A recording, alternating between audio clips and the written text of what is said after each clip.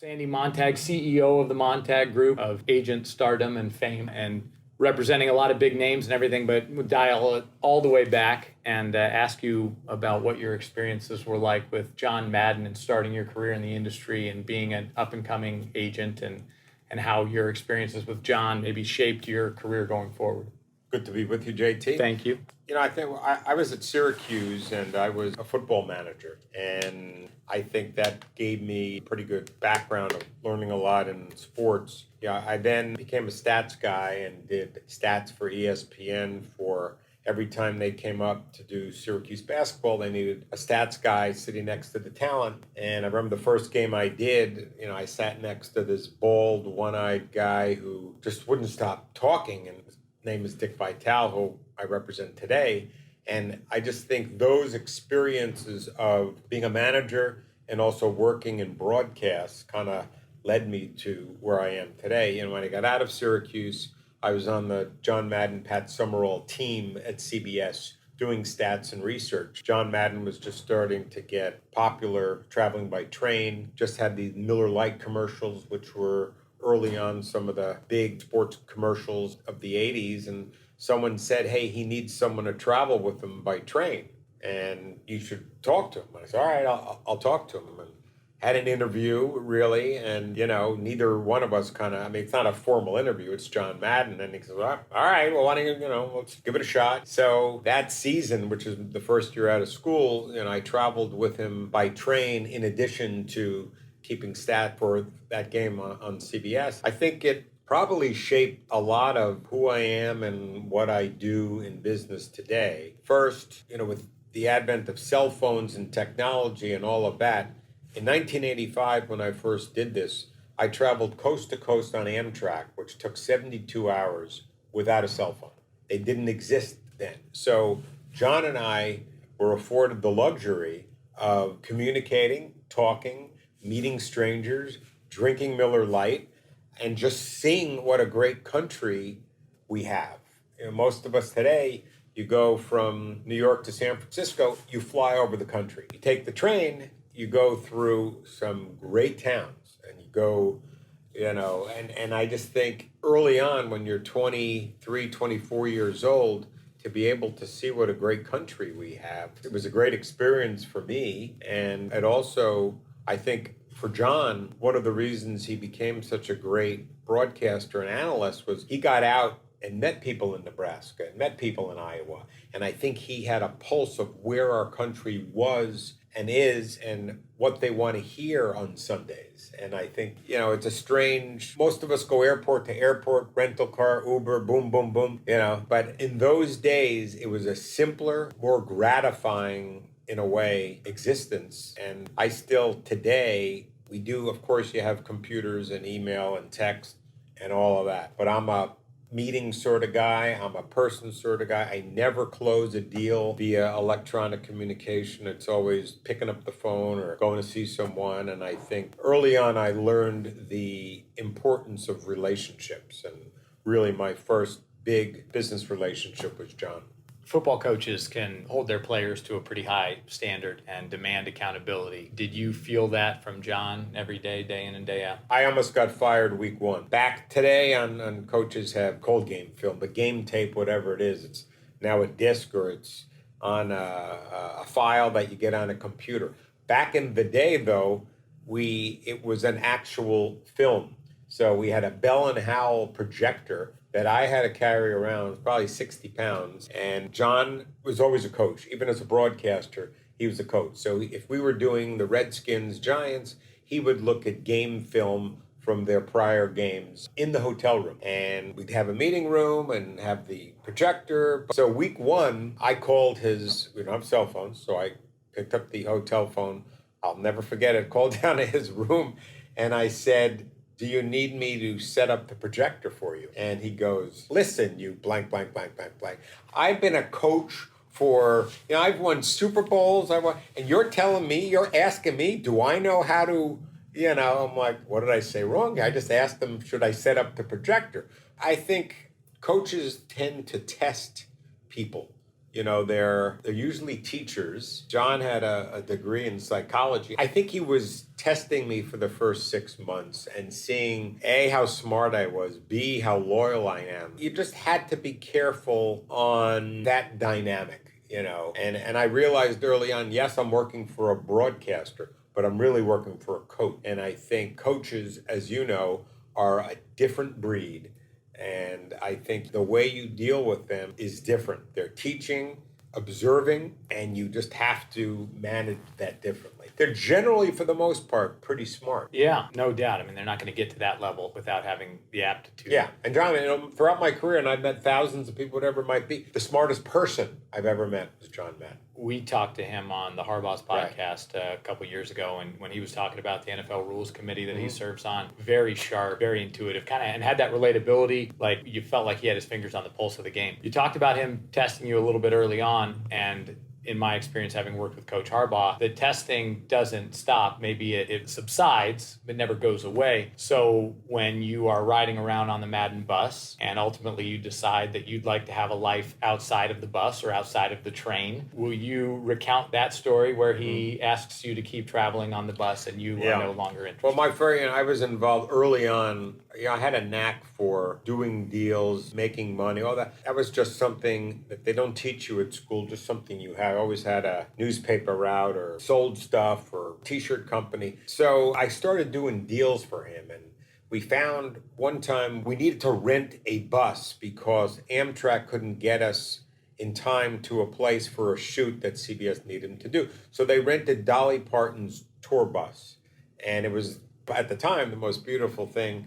And you got there in half the amount of time, Amtrak. And that's hilarious, by the way, the separation between Dolly Parton and John. On the bus, he said, I remember he turned to me, he goes, we have to get ourselves one of these. And, so my mind started working, well, how do we get one? So, he did some interviews where I was on this bus, if I can get... So, and the president of Greyhound at the time heard an interview that he did on PBS and contacted us and said, well, we at Greyhound would like to give him a bus. Let's try to work something out. So we worked out a deal where they gave him the first Madden Cruiser in exchange for John doing some promotional work for Greyhound. So, after the first season on the train, my first big deal was the Madden Cruiser deal. And then I traveled with him for a year or two on that bus, which is a completely different experience. The other big deal at the time, too, was, EA deal, which today is a video game. Legendary deal. Back then was a computer game. And things had been teed up, but we never thought this thing would work. EA didn't have the bandwidth or the memory to do a lot of things, computer memory.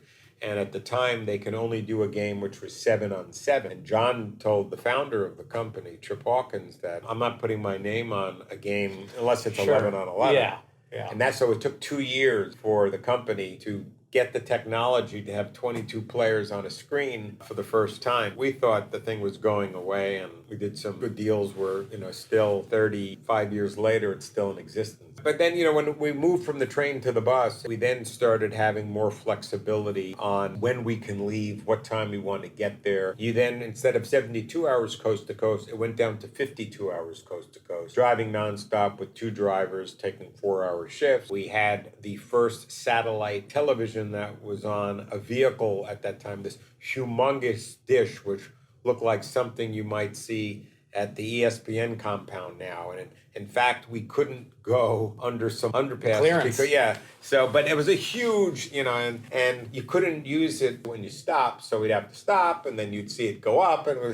But then over time, the technology changed. We got cell phones on the bus. John was able to watch satellite as you move. A company figured out how to do that. Like today, it's on JetBlue Airlines and others. The same technology was on cars and buses, so we had that. So I did it for a couple of years, but then you're getting to be 25, 26. I'm starting to develop my career where I'm also working, IMG hires me. John was an IMG client. So IMG's paying me to travel with him. At the same time, in the off season, I'm in the office starting to sign my own client, becoming more of an executive. So I had the balance thing. All right, I'm traveling with John.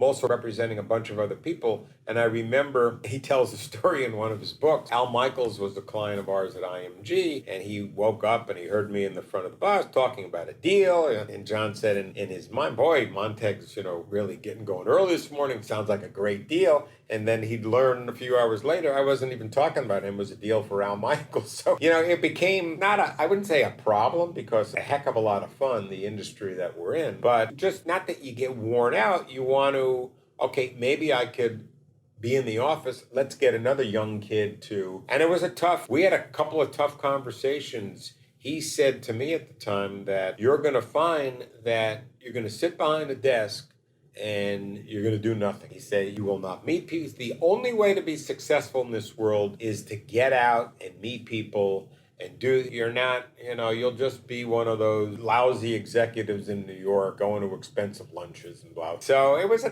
tough conversation. And, I'd started having a relationship with Nancy, who I went on to marry. And, it's hard to be away for months at a time. So it was difficult. I think for him, I think he enjoyed having me on the road. We had a good relationship. I was very detail oriented. I was good at what I did. I think that we had a lot of fun together, a lot of camaraderie, and it just was fun. And I think getting someone new in that position where you're really in the inner circle, you see it all, you have to have a lot of trust. He doesn't like change like most coaches. So it was difficult. It ended up working, and, but at the time it was difficult. But it did teach me, though, a lot about, even today, if we have a couple hundred clients at the Montag Group, I get out on the road a lot, and even with broadcasters, I'll show up in a booth before a game to say hello, how you doing? If you represent Tom Coughlin, who's coach of the Giants, I'll be in the tunnel shaking his hand before he runs out on the field.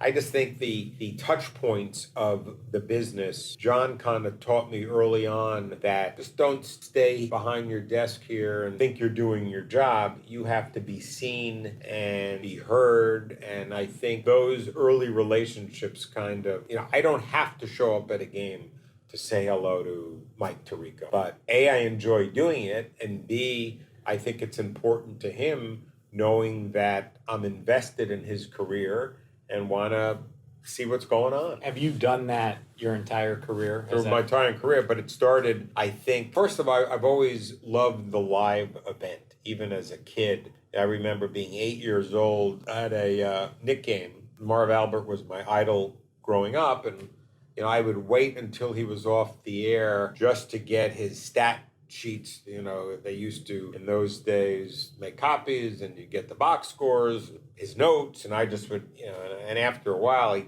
thought I was probably just what is this kid doing? I now represent Marv, which is kind of funny. But, I've always loved the live arena. I think it's something exciting about walking into, whether it's MetLife or MSG or Michigan Stadium, it's just the adrenaline. So part of it is, I like getting out there, but it's, John taught me early on that to be successful, you have to get out, form relationships, and keep them. And I think that that's really part of it. You manage a lot of different personality types, and you work with, obviously, a lot of different people. I look at Dick Vitale, for example, right? Like, big personality, fun to be around, right? All over the place. And then you've got people who are really buttoned up. I mean, I imagine that you overwhelmingly let people be who they are, only provide counsel when you're absolutely certain that it's going to be productive and help their career. Is that fair to say? Yeah, it's fair. I mean, everyone's different. Everyone has a different personality and has different touch points and wants to communicate a different way and has different issues. So, I'm not a big fan of the word agent. I've said publicly before, I kind of view what I do on the talent side, I'm more of a career guidance counselor. And, I'm here to help. I think when things are going well and then there are no issues, there's still things to do, but there's a point in everyone's career multiple times where there's a fork in the road, or there's a problem, and you have to be there for someone, help them through it and fix it. And I think that is something that I've taken a lot of pride in, not the accolades of John Madden winning 16 Emmy Awards or Bob Costas winning over 24. It's more when there's a problem, how do we solve it? How do we fix it? How do we make it better? And how do we keep people happy? And I think that that's really important. Different personalities. Dick Vitale, on air may seem like some crazy, wacky, but you know what? There are issues. At the core of Dick Vitale is raising over $20 million for Jimmy V and cancer research. He goes to kids' funerals. That's Dick Vitale. When I think of Dick Vitale, that's what I think about. The heart that he has for and the passion for pediatric cancer. And, it's I love what I do, and I think dealing with a wide variety of people is probably one of the reasons for that. So you've got a diverse set of skills and accomplishments and things that you've been throughout your career, but you've acquired all of them and you haven't had experience until you've gotten it, kind of chicken or the egg. So when you're going into something and you're not certain about how to navigate it, whether it's a personal dispute or representing a client or negotiating a deal or something from an individual level to an organization level, what is that thought process like? How are you able to evolve from someone who represented Dick Vitale to John Madden to then negotiating and brokering major deals and having a huge vision for what the industry could look like? I tend to look at things from 30,000 feet. A lot of people, you get in a problem and your head's spinning and you're really not thinking clearly. The worst thing you can do is make a quick decision on something, whether it's personal, whether it's business, whatever it is. You have to take a step back and just kind of look at the field. Where are we? What's the problem? Just look at it globally. And I think, you're given a brain for a reason. And I think a lot of times with technology and everything, we don't use it fully to our advantage. I think a lot of kids and a lot of people are on their phone 10 hours a day. So you're really not thinking too much. You're reacting. And to me, it's, Mark McCormack hired me with IMG. He and Barry Frank hired me to work with John in 1985. The first thing Mark McCormack told me when I met with him is you're going to learn more by listening than by talking. And throughout my career, I think I've been more of an observer. Just you have to have a vision and you have to be perceptive and you have to be attentive and you have to just know what's going on and be able to read the room, read the landscape, and listen and think and use your brain. And I think it's helpful I don't really panic. We all have tough situations in our life. You deal with medical issues, you deal with family issues, you deal with financial issues. I think you have to have the confidence in your abilities to make the right decision. And if you don't know what to do, then ask someone, find an expert. I've lost my parents years ago, and things like that are not easy, and going through that is not easy. So you have to turn to people to help you. And I remember my dad just saying, you have to do the best that you can, and that's all you can do. But, a lot of people today, I don't think, do the best that they can. I think in hearing that, you're maybe diminishing your capacity for critical thinking. I think you're a sharp thinker. Probably. I also don't take myself too seriously. Yeah. So, obviously, successful people, it just doesn't happen by accident unless you win the lottery. So you have to have, certain talents. And I think if you talk to my clients, they'd probably say he's a good thinker, good critical thinker, able to rationally solve problems, good relationship person. You develop certain qualities, but I think a lot of people have those in them and they may not fully work with those skills during the course of their life, that you leave a lot on the table. I wake up every day early, work out every morning. To me, it's just a blessing to be able to wake up every day and going out and working in the sports and entertainment industry. And who knows what's going to happen today. That's all. It's a challenge. That's the way I look at it. So how do you challenge yourself to grow and to continue to evolve, to recruit better abilities and those skills that you continue to develop and grow? And it sounds like you are attacking each day, but what does that look like for you now? And what did that look like for you throughout the course of your career? Well, early on, it was more about talent and getting more. When I say talent, it was broadcasters, coaches, athletes, signing them, working with them. A lot of, at IMG, which was and is the largest sports management company in the world, you're assigned things. And, then over the course of time, I went on to run the client business at IMG and had a lot of people under me in a lot of different divisions, and you just learn a lot, from people.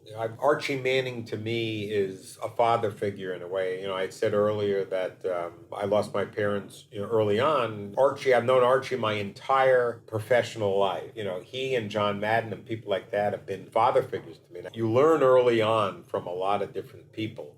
And I think, today, really, I try to give back. We're growing a business here. We have 17 employees. We're getting into different areas in consulting and content. I worked with you on the Amazon Michigan show a couple seasons ago. I think you have to challenge yourself. You can't do the same thing. I was at IMG for 30 years. It didn't get stale, but I knew when I left, I'm going to want to do some different things. So just for your own creativity, and so what, we've still, talent representation is the core of what we do. We've gotten into strategy. We've gotten into consulting, have a media strategy business with Ari Fleischer and crisis management and other things. Content, I think you want to creatively challenge yourself all the time. And now in building the agency, the skills that I've learned, develop, I want to pass that on to the people here so we can continue to build and grow and be successful. I have kids who are in their 20s. You want to pass on those skills and those relationships so people are put in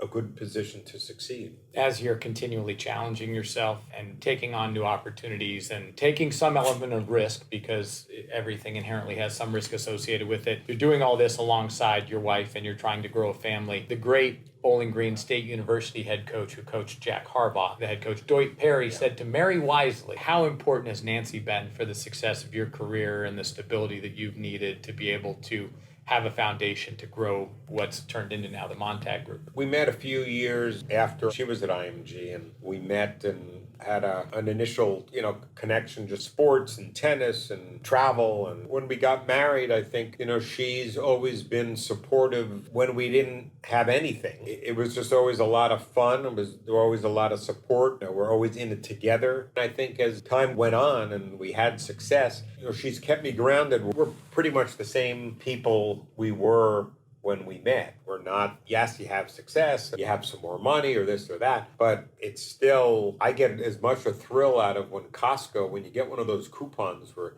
20% off something, to me, it's still a thrill, so I think she's kept me grounded. And I think in helping, in raising the kids and all of that, I think we've instilled values that are really important. And I don't do anything for money. You do things for doing the right thing, for things that you believe in. And I always believe that money will come along. It's not, okay, I'm going to go take that job because I'm going to make $20,000 more.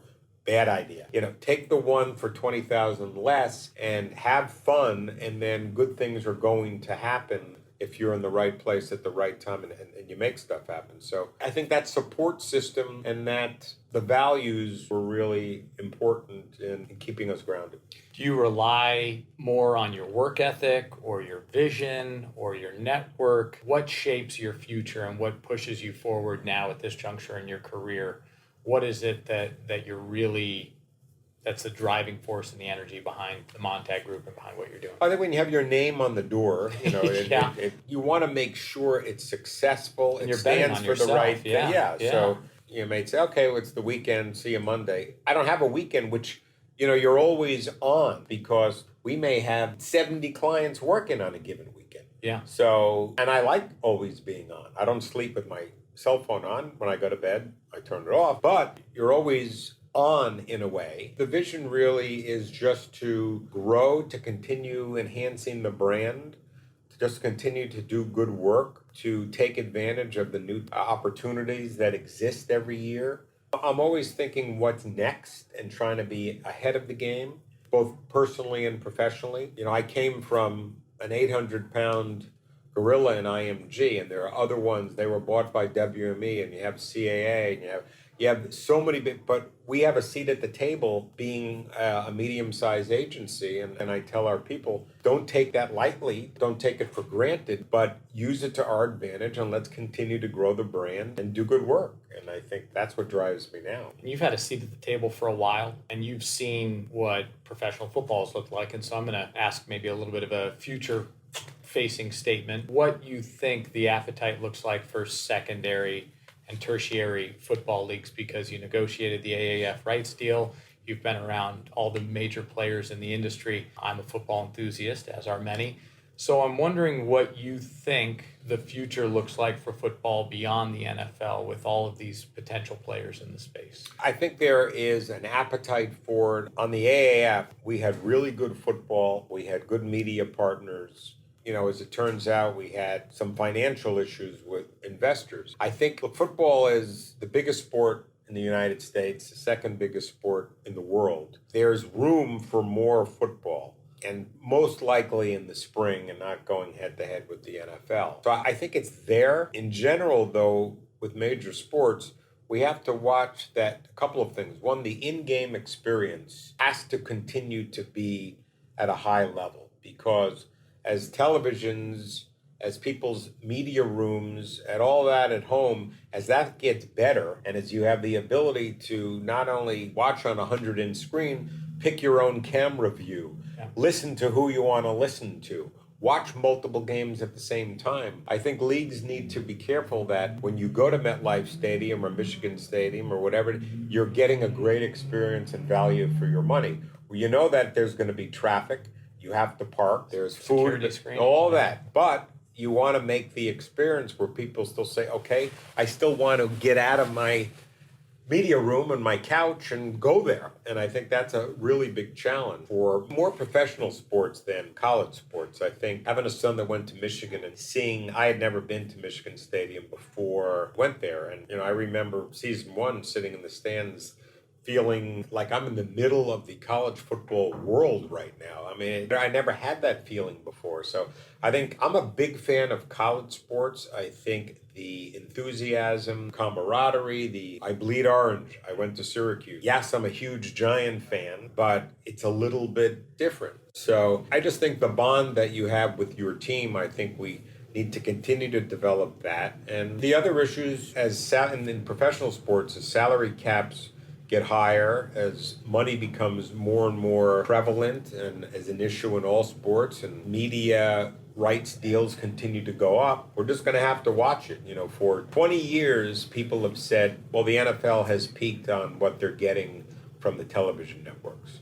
So every year, though, they're getting more. We have not peaked yet. Yeah. Here we are in the next round of negotiations are going to come up soon. I think the TV contract goes through 22. They will get more money. And now we're dealing with companies like Amazon, Netflix, Google, other people who are going to have a seat at the table. There are just a lot of issues facing sports in general today, and football specifically as the highest rated sport in the country. And you just have to stay ahead of the game and keep the fan happy. You'd said one thing, and I want to end on this previously because I firmly believe it, that the value of face-to-face communication and being away from your phone, even though I'm addicted to my phone like many people are, the ability to relate person-to-person, face-to-face in person is going to be a skill that I think is going to continually increase in its value. How important is that for you and the people that you hire and the people that you represent, and how important do you think it'll be in the future?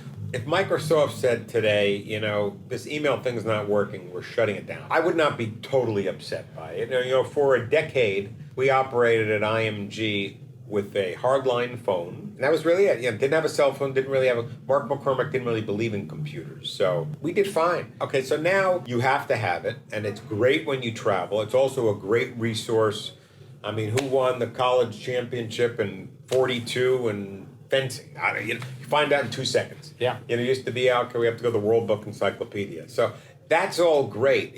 When your kids go to college or they're texting, terrific. But the art of communication, you have electronic relationships with people, and then you have real relationships. Years ago, someone once we're emailing back and forth, and they wrote me back, I don't like the tone of your email. So I picked up the phone. Let me tell you something. Emails do not have tone. So much gets lost if you put an exclamation point or something is in cap or an emoji or, what are we talking about here? So I'm a relationship person. And if you talk to anyone in the industry or even in my personal life, I like seeing people. I like being with people. I just refuse to have a relationship with someone just based on electronic communication. I would sooner find something else to do than do that. I mean, what's the point? Well, I appreciate it, Sandy. Thank you. Well, JT and I appreciate our relationship too. Yeah, shoot, of course. Thank you.